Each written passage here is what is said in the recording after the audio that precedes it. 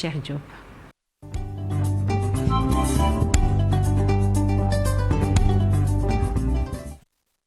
yëglekaay yi li ñu xëyee ci àllarba gi ak Cheikh maa ngi lay nuyu di la ziar. delloo ziar wér soxna Naata maa ngi lay fay nuyu sama naataango yi nga xam ne ñoom laa bokkal plateau bi nuyu mbokku téléspectateur yu télévision Futur Média. ñu tàmbale ak l'observateur. l'observateur la ñu koy dooree ak li nga xam ne itam moom la xëyal di aw reportage boo xamante ni nag mi ngi ko def ci hôpital yi nga xam ne dégg nañ leen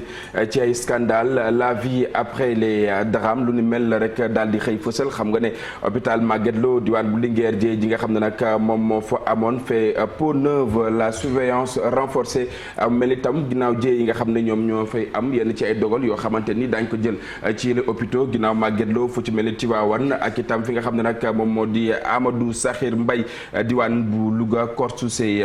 procédures lu ni mel la rek daal di xëy fësal ci li nga xam ne nag moom moo di page 7 l'observateur dikkaat na bu baax a baax ci lépp lu ñeel langu politique bi fii ci réew bu Sénégal yéen ci proposition bu loi annoncée ca assemblée nationale maanaam ca pencum ndawi réew ma yeewi les grandes batailles au succès incertain la rek daal di xëy fësal wax na itam ci politiciens yi nga xam ne itam dañuy mel ni ñuy gëtëng di defloo wala boog waxloo journalistes yi li nga xam ne itam noonee la ñu bëgg ñu daal di doxalee ci li nga xam ne nag moom moo di seen i ay mbir mu ñeel wàllu information seq na itam waxtaan ak nga xam ne nag moom moo di Bira Sène bu CNG yenn ci ay dogal coppite yoo xamante ni nag daal nañ koy jël mu ñeel lang yi wala boog lamb bi fii ci réew bu Sénégal xëy na itam xëy fësal moom Mouhamadou Camara wi nga xam ne itam génn àddina ginnaaw bi mu làkkee ñaar fukki at ak ñeent moom moomee ñu gënoon koo xam ci série bu Virginie yàlla na ko sunu borom xaare àjjana lépp lu soxal itam relation ambiguë enquête mu ñeel drague ci nga xam ne dañ koy nemmeeku ci transport en commun yi li ci mel ni bus yi ak yeneen yu ñuy xeetoo yenn ci ay note yoo xamante ni dañu koy bind ci ginnaaw ticket yi di ko jagleel ñi nga xam ne nag ñoom ñoo di clients yi lépp l'observateur daal na ci xëy fësal pàcc wu yaa ci li nga xam ne nag moom moo di page 9 lépp ñu mën koo lire ci li nga xam ne nag moom moo di l'observateur ñu àddu ci leneen mu soxal li nga xam ne nag moom moo di li ñuy xaar ci tabuk nouveau gouvernement bu yees bi mu mel itam ci la jamono lépp ci réew mi moom moo xaw a tagga témbe naata daanaka amul lenn ci loo xamante ni mi ngi bougé. le quotidien ñu dëkkaat ci bu baax a baax mu soxal itam coppite yi nga xam ne bëgg nañ koo amal ci hôpital Aristide bu Dantec lu ñeel li nga xam ne itam moom moo di anam bi nga xam ne nag moom la ñu amal ba nam jëf ju di mel lépp itam dikkaat nañ ci bu baax a baax lépp lu ñeel itam defaru ki yenn ci ay vaccin mu mel ni nag Pasteur mi ngi yokk li nga xam ne nag moom moo di dose bi mën na ko lire ci li nga xam ne moom moo di page 2. Le Soleil moom ci mbay mi la mu dikkaat ci campagne agricole atum 2022-2023 lu toll ci ñeenti millions ci ay tonnes yu céréales moom la ñu daal di diir ci la jamono naata. ñu jàll ci Libération Cheikh. Libération dikkaat bu baax a baax ci collision yi nga xam ne nag moom moo amoon ci ak xàll wa jëm Koungheul ak itam Kaffrine mu di accident bu métti woo xamante ni ci la jamono ki nga xam ne nag moom moo di chauffeur bu camion wi tam yenn ci ay dogal yoo xamante ni moom la ñu jël maanaam le chauffeur du camion écroué lu ni mel la rek daal di xëy fësal Tahir Fall nag jàppal ne daañ ko jugé ci tribunal bu flagrant délit bu Kaolack fanweeri fan ak benn ci weeru août wi nga xam ne moom la ñu nekk jàppal ba tey li nga xam ne itam moom moo di bilan bi ci la jamono nag daal dinay dem ci juróom benn doomi aadama yoo xamante ni daal nañu ñàkk seen bakken ci wàll wi lépp lu ñeel jëfkatu ñaawteef yi nga xam ne itam ñu ngi ci diggante fi nga xam ne Dakar Thiès Diourbel ak itam fi nga xam ne nag moom moo di Louga jàppal ne section de recherche daal dinañ leen di teg yoxo ñoom itam ku ci nekk ñu ngi nit li anam bi nga xam ne nag moom nga jëfee jëf ju ni mel moo xam ci diwaan yi nga xam ne itam moom la ñu ko amalee dañu def itam ba jël fa ay koppar daal di jéng ñi nga xam ne ñoom ñoo di vigile yi lépp daal nañ ci dikkaat koppar yi nga xam ne itam daal nañ koy yóbbu fu ci mel ni nag diwaan bu Sicap Mbao foofee ñu ngi ñuy wax ki nga xam ne nag moom moo di Fili Sané nekk ancien ci bande bu Ino bi nga xam ne itam boobaak léegi xam nañ ko ci lu ñeel wàll wi na mu def itam ba rek daal di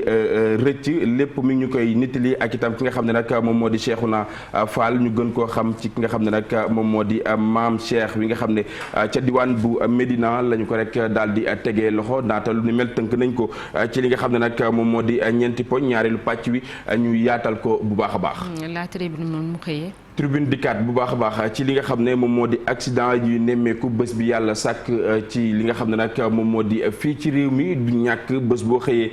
dégg nag kenn koo xamante ni daal nay génn àddina ci li nga xam ne nag moom moo di accident yi ci ay fan yu néew ñu ci enregistré ay lim bu xaw a takku ci lu toll ci fukk ak juróom-ñaar ci ay bés lu toll ci fukk ak juróom-benn ci ay doomi aadama yoo xamante ni ñàkk nañ seen bakken ci xàll wi doon lu doy waar loo xamante ni tribune def na ci aw taxaw seetlu bu yaa wax na itam ci soxna yi nga xam ne ci la jamono dañuy rek coppi li nga xam ne moom moo di seen ak der maanaam xeesal wi nga xam ne dañu koy jëfandikoo ci jamonoy tàngaay bi dikkaat na bu baax a baax anam bi nga xam ne itam noonee la ñuy amalee lu ni mel naata. ñu dem ci Walf Quotidien. ñu jël ci wàllu politique bi Walf Quotidien dikkaat ba tey ci yéex tànge wi nga xam ne nag moom la ñu nemmeeku ci lu soxal formation bu gouvernement bu Sénégal fast track bi nga xam ne moom la ñu doon addu ci mim réew lépp daal dinay tàggatémbe ci la jamono moom njiit mu réew mi loxo dar gémmeñ nataal la boo xamante ni ñu ngi ko fësal ci li nga xam ne nag moom moo di page 4. beneen yëglekaay Les Échos. Les Échos dikkaat bu baax a baax ci lépp lu ñeel mu soxal nag mbirum Expresso Sénégal xam nga ne coow li bari woon na lool ci diggante direction bi ak itam ñi nga xam ne ñoom ñoo di liggéeykat yi ci la jamono mënees nañoo jàpp ne jàmm daal dinay dox ci li nga xam ne nag moom moo di seen ak diggante jëwriñ ji nga xam ne itam moom la ñu dénk wàll bi tànkum jàmm wi nga xam ne nag moom la ci dox tax na direction bi ak itam ñi nga xam ne nag ñoom ñoo di agent yi daal di am ak déggoo ci li nga xam ne nag moom moo di seen ak biir moom Ferdinand Coly ancien international sénégalais wile daal nay dikkaat bu baax a baax yëkkati yenn ci ay kàddu di ko dénk ñi nga xam ne nag ñoom ñoo di gaynde yi mu ñeel choix sportif naata. ñu dem ci bés bi le jour. bés bi le jour ginnaaw itam candidature am wi nga xam ne fësal na ko ci élection présidentielle atum 2024 moom Karim Meïssa Wade daal dinay xam ne rek ñëwam fii ci réew bu Sénégal du yàgg dara naka noonu itam moom doomu Abdoulaye Wade wile la mu xamle mu di nag kontaan na bu baax a baax ci résultat yu député yu wàllu naka noonu itam lenn ci loo xamante ni aw dicté la mu ñeel lu ñu war a def ci langue politique bi ci jamono maanaam dox ci li nga xam ne nag moom moo di këruk diine yi lu soxal itam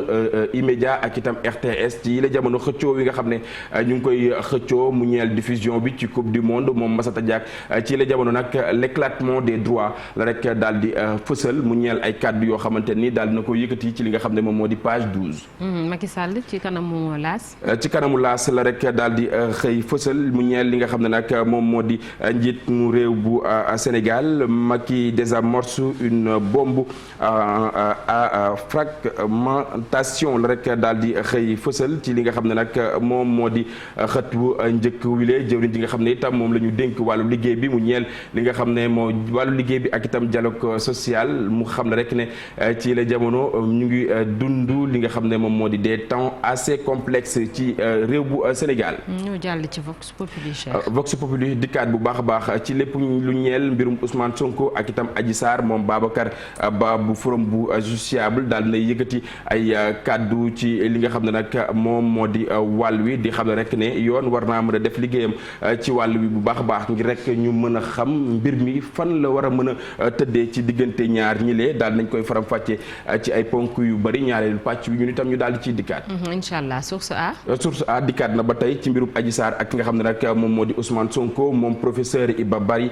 Camara mu ñeel li nga xam ne nag saisie yi nga xam ne am nañ ko ci cour européenne wu droit de l'homme la mu xamle moom moo di mbir moomee mënees na ko rek daal di dumóoyu soxna naata lu soxal itam ki nga xam ne moom moo génnoon àddina ci manifestation yi nga xam ne dañ koo aaye woon fukki fan ak juróom-ñaar ci weeru juin wi nga xam ne nag moom la ñu weesu mu mel itam yoon daal na jël dogal ci wàll wi.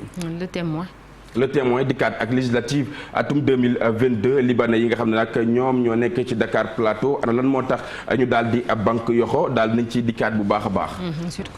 Sud Quotidien dikkaat bu baax a baax ci lépp lu ñeel wàllu reconfiguration bu jeu politique bi moom njiit bu réew bu Sénégal quand Macky perd la main lu ni mel la rek Sud Quotidien daal di fësal ci xëtam mu njëkk. tàggat yaram ak record. tàggat yaram ak record lañ koy fësalee moom maa ne ñaancoo fa nga xam ne itam nekkoon na fa boobaak léegi di Liverpool jàppal ne ba mu fa jugee ak léegi mu mel ni yenn ci ay coppite yoo xamante ni nag nemmeeku nañu ko ci club bu nu mel ci la jamono itam doomu réew bu Sénégal wi lee di dëggal boppam bu baax a baax fa nga xam ne moom moo di ca Bayern. ba léegi football ak stade. ak stade ak dikkaat ba tey ak doomu réew yu Sénégal yi nga xam ne nag ci la jamono ñu ngi gis bëccëg guddi bu bëccëg setagul ci li nga xam ne nag moom moo di seen ay club Nampalis Guèye ak itam ki nga xam ne moom moo di Dieng ba ci sax ki nga xam ne moom moo di Diallo ñeent ñi lee la rek daal di xëy fësal li nga xam ne moom moo di seen ak nataal di wax itam ci la jamono li ñuy dund. ñu tëjee ak sunu lamb Cheikh. sunu lamb la ñu koy jeexalee Gris Ama Baldé calé pour la saison prochaine mu mel ni itam Fass ak itam Pikine boobaak léegi lañ ci nemmeeku bokk na ci wàllu diirante bu baax a baax mu ñeel wàllu lamb fii ci réew bu Sénégal mu soxal li nga xam ne nag moom moo di aw rivalité woo xamante ni njort nañ ne du jeex ba mukk faaw rek fileeg mbër yi ñu ngi léewtoo ci li nga xam ne nag moom moo di arène bi lu ni mel ñeel pàcc wu njëkk bu li nga xam ne moom moo gën a fës ci li yéen kaay xëy fësal ñaareelu pàcc wi ñu dikkaat gën a faram-fàccee li nga xam ne nag moom la ñu dëxëñ ci li nga xam ne moom moo di journaux yi ñu indil la ci commenté bi lu ci mel ni Walf Quotidien Cheikh merci beaucoup ba ci kanam ci yaatal gi inchallah Chérif gis nañ ko tey ji li ñu bëri ci lañ xëyee muy situation politique bi ñuy xaar ñu nommé ab premier ministre xaar ñuy tabb gouvernement bu bees ñuy waxu amnistie pour Karim Wade Khalifa Ababacar Sall le retour de Karim Wade yooyu yëpp ñu koy waxtaanee ci jamono ji nga xam ne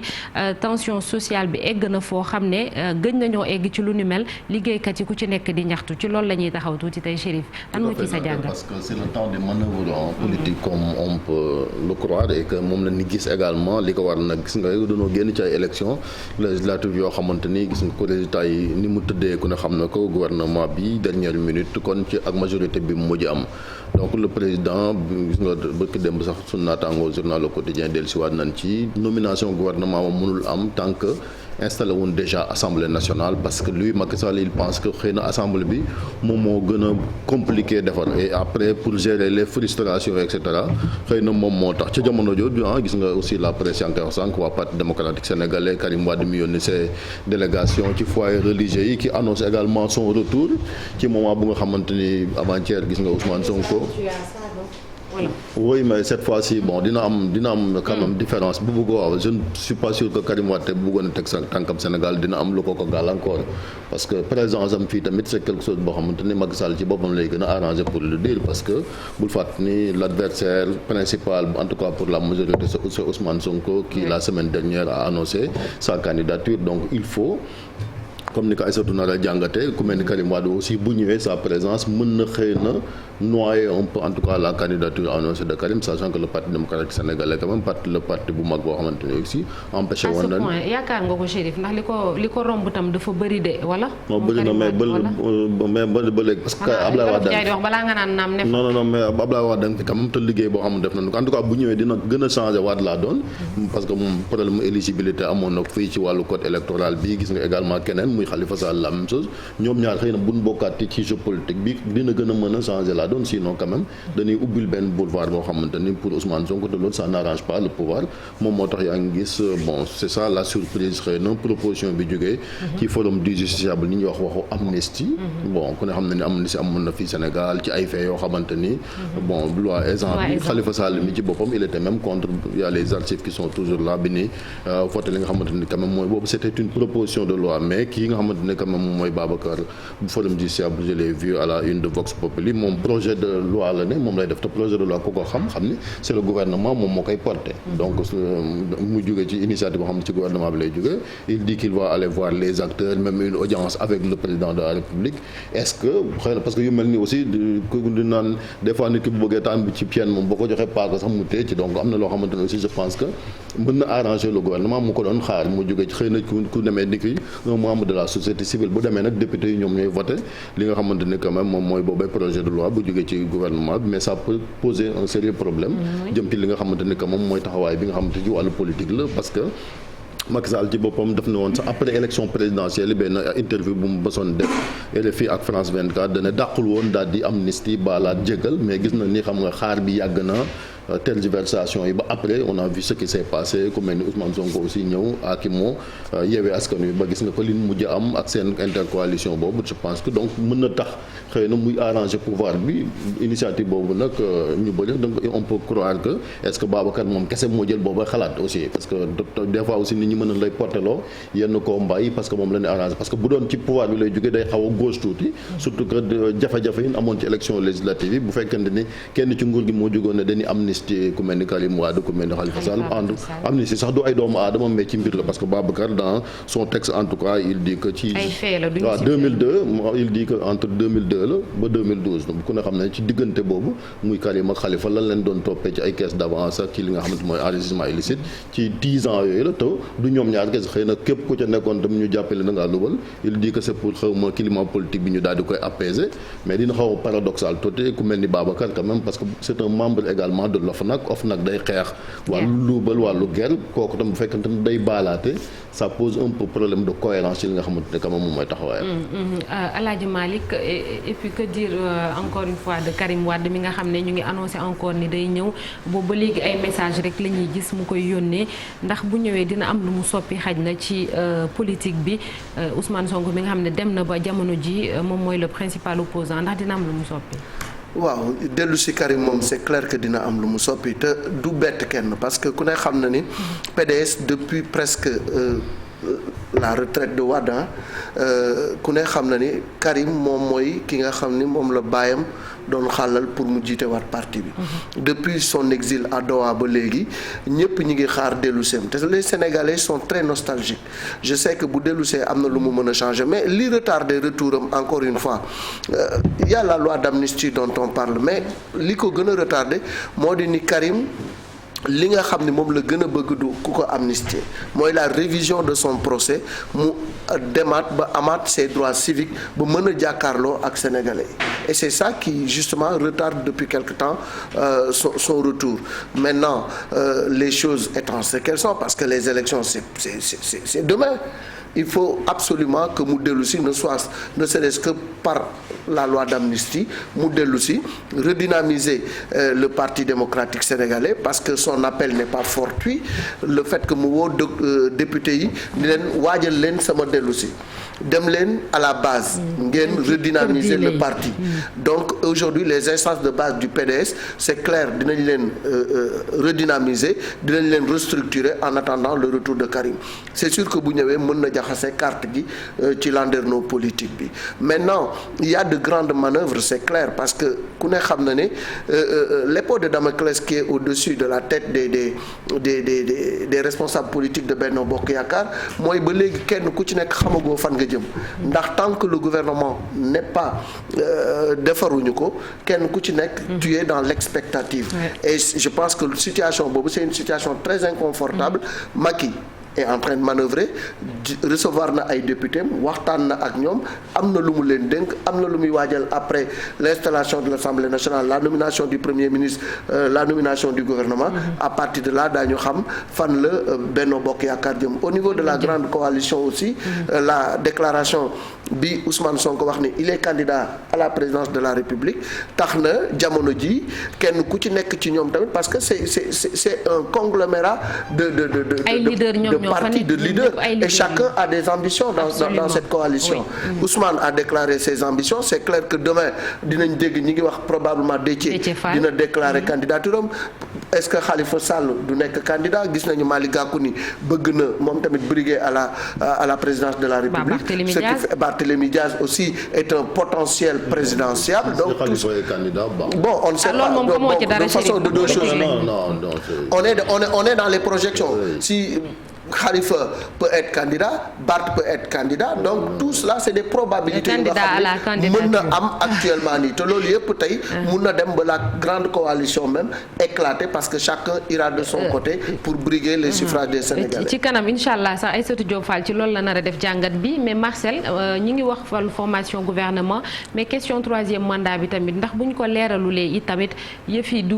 gën a jaxasoo ndax ñi ànd ak président Macky Sall ñoom ci seen bopp dafa mel ni loolu moom bon am na jamono ñoo xam ne ku ko wax ñu ne dañ lay dàq wala ñu randal la tegee la nële loolu tam bu ñu ko leeralu ndax yëf yi dina mën a dox. waaw en tout cas prétexte boobu la Macky yàgg joxe mooy que ni oui ni non mi lu tax mu avancé ko. c'est que faaw mu oui wala non. Voilà donc forcément mais je veux dire ci période bi il faudra peut-être pas s'attendre à ce que mu annoncer déjà la couleur pour 2024 parce que fu mu nekk nii comme on dit l'heure est à la formation d'un nouveau gouvernement donc qui sera précédé par l'installation éventuellement de l'Assemblée nationale mu di quand même logique. C'est quand même logique au vu des choses ak fi ñu toll nii ndaxte étant donné que gouvernement finalement ak Assemblée nationale l'un ne peut pas aller sans l'autre puisque à part voter les lois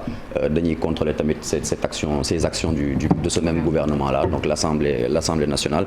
léegi lu ñu war a laaj mooy gis nañ ne am na benn journal bi ci delsi dans sa une di fàttali ne ay ministères yu bëri jamono ji secrétaires yi la ñu dénk yenn dossiers yi pour ñu koy expédier donc c'est l'absence totale pour plusieurs ministres à leur poste actuellement donc c'est un petit peu l'enquête voilà donc c'est un petit peu les conséquences de cette période après élection sachant qu'on va encore dans des échéances électorales ndaxte 2024 c'est en ligne de mire tamit bu ñu xasee ba former gouvernement bi installer Assemblée nationale donc il y aura ce même on dira qu'il y aura ce même problème là qui va se poser dans les ministères léegi lu jëm ci wàllu retour éventuel de Karim Wade je pense que quoi qu'il en soit PDS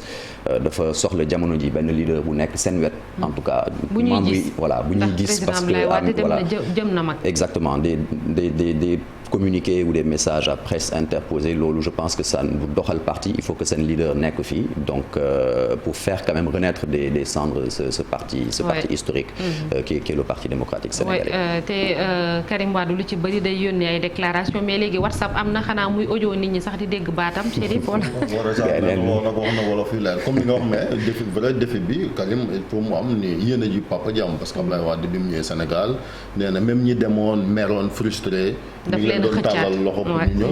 ñëw contexte bi nga ko waxee nag gis nañ ku mel ni Toussaint Manga ay parti Mayoro Faye parti Serigne Cheikh Bara Dolly ay parti alors que est-ce que Karim aussi am na mat googu ak yaatu gi ngir ñi nga xamante ne ñu ci bëri moom lañ accusé ne moom mooy responsable jafe-jafe yi parti bi am ndax dafa nekk fële ca bitim réew ñu xeexal ku la nekk bañ ko tëjee kaso muy diviser pour régner ba parti bi quand même am na ñu fi des naam am base banque fi appareil banque fi mais am na ñoo xamante ne quand même buñ ñëwoon dinañ gën a am doole xëy na Abdoulaye Wade dina ci taxaw ci loolu. ñu ngi wax sax candidat bu war a jógee ci diaspora bi muy Moustapha Sarr nga xam ne ñu bëri xamaguñu ko mais mi ngi Italie man am na ay gars yu nekk Italie yu nga xam maay waxtaan ak ñoom nee nañu di ngeen gis benn candidature bu nga xam ne. xaaral rek. la diaspora Alaaji Malick 2024 mi ngi noonu mi ngi noonu ñoo xamante ne bu ñu demee ba wóor na ma ni mi ngi manœuvrer am naa ci ay information baax na de toute façon Olof Ndiaye nee na saaga yàkkamti xeex la buñ ci eggee lépp dina leer bu soobee yàlla ñu jàll ci beneen ponk muy un jour au Sénégal un jour dans le monde